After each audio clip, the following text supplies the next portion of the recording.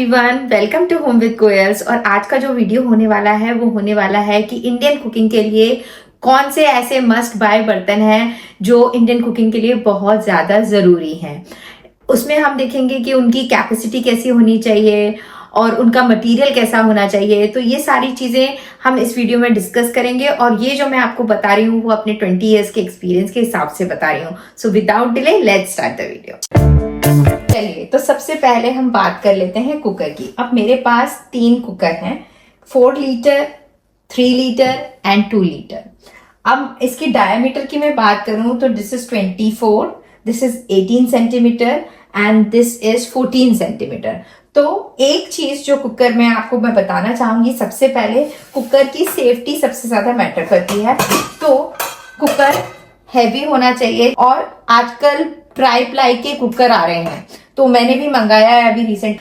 Try ply cooker कल market में आ रहे हैं जिसमें क्या होता है कि steel and then aluminium and then steel again. तो उससे क्या होता है, उसमें इवन कुकिंग भी रहती है, कोई सामान जलता वगैरह भी नहीं है और सेफ्टी के पॉइंट ऑफ व्यू से भी वो काफी अच्छा है। इवन कुकिंग के हिसाब से भी बहुत अच्छा है और सेफ्टी के हिसाब से भी अच्छा है। अच्छा, पहला पॉइंट तो ये हो गया कि हम अगर आप नया कुकर खरीद ही रहे हैं तो ट्राई प्लाई कुकर खरीदें।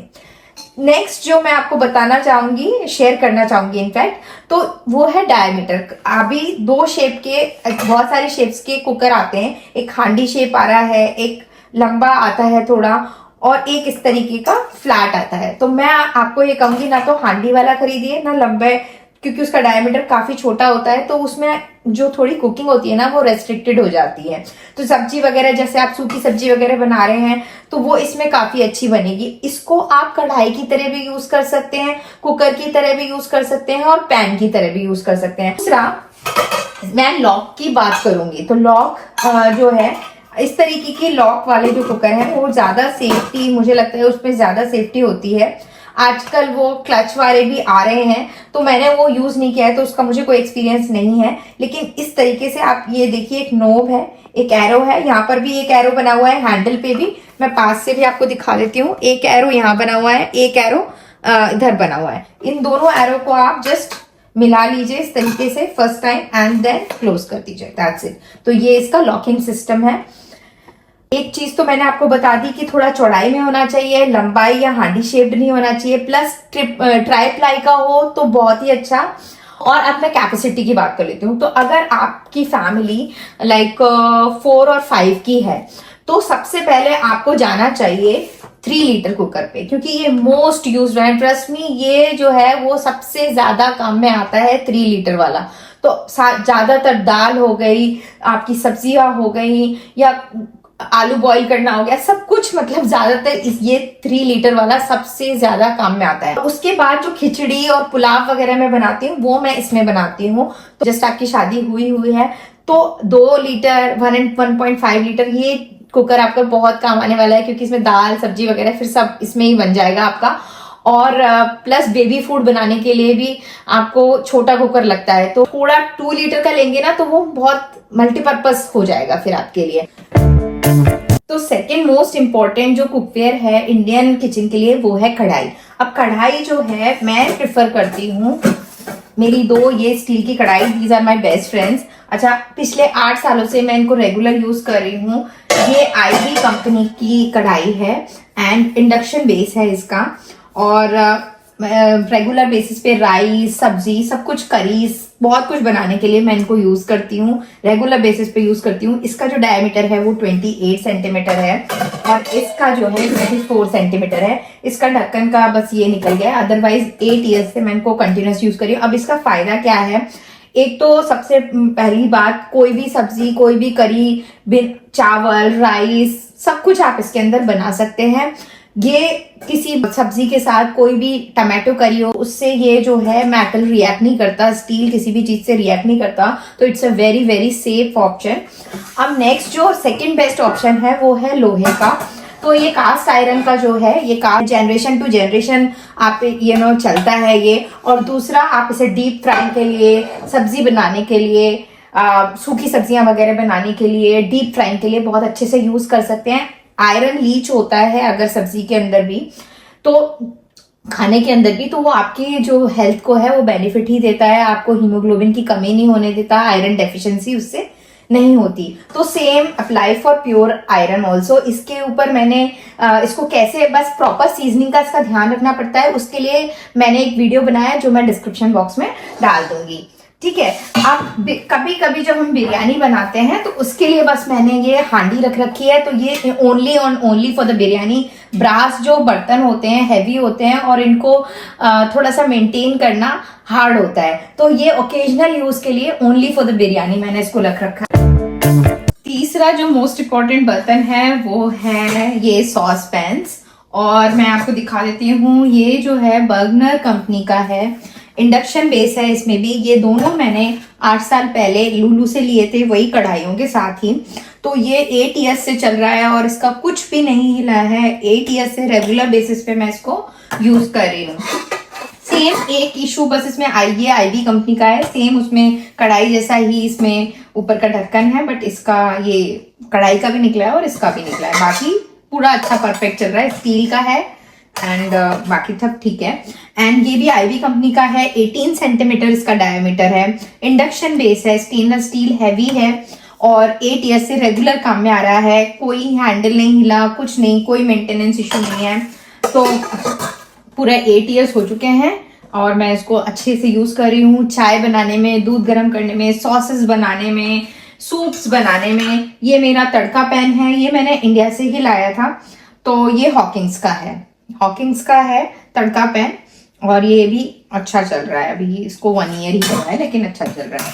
और ये वाला जो है ये प्रेस्टीज का है, ये भी मैंने लुलु से ही लिया था और ये भी अच्छा चल रहा है। इसको ऑलमोस्ट 10 to 12 ईयर्स हो चुके हैं इस पेन को, तो इसका कुछ भी नहीं हिला है एंड इट्स वेरी नाइस। आप इसमें ऑमलेट वगैरह बना सकते हैं, चीला वगैरह बना सकते हैं और पैनकेक्स वगैरह बना सकते हैं। तो इससे थोड़ा बड़ा साइज का, depends upon the family and use है।